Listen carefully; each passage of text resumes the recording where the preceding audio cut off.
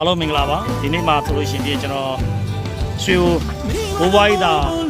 ရောက်ရှိနေတာဖြစ်ပါတယ်ဘိုးဘွားကြီးတာမှာကျွန်တော်တို့ဘိုးဘွားတွေဟာရတနတ်စာကျွေးမွေးနိုင်ရန်အတွက်ဆိုကျွန်တော်မိတ်ဆွေဖြစ်တဲ့ကိုဝင်းသားတို့မချမ်းချမ်းတို့မိသားစုရဲ့လူတန်းပေးတဲ့ကျွန်တော်တို့ဟာရကုသိုလ်များကို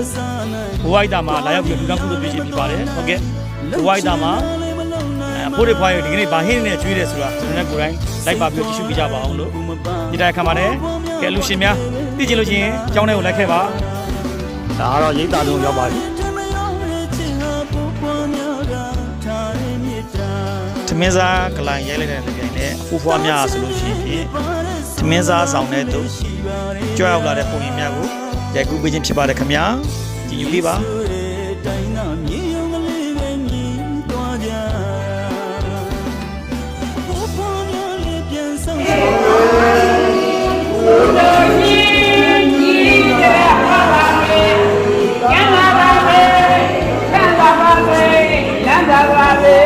သိကြလဲမြောက်ပါစေအဋ္ဌာလဲပောက်ပါစေ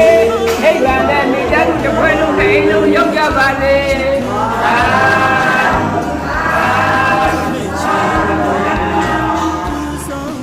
twin စားမဲ့ချိန်မှာလူရှိကိုမြစ်တာပို့ပြီးတာဖြစ်ပါတယ်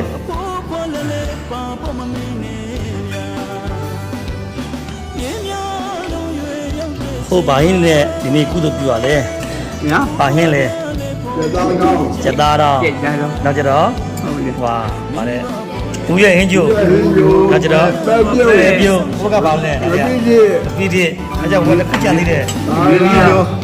ရုပ်သီးကျော်နောက်ဦးဝင်းတန်းတို့မချမ်းချမ်းတို့ရဲ့လူသားမှုအားလေးနဲ့ဒီကတာဝန်ရှိတဲ့ဆရာဆရာမကြီးစီစဉ်ပေးထားဖြစ်ပါတယ်ခင်ဗျာလူရှင်များကျမ်းမာချမ်းသာကြပါစေ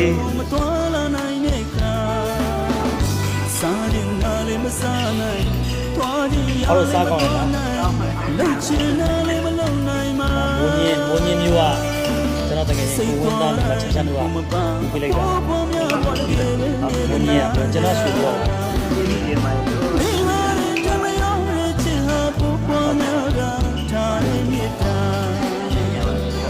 ဟောစားကောင်းလား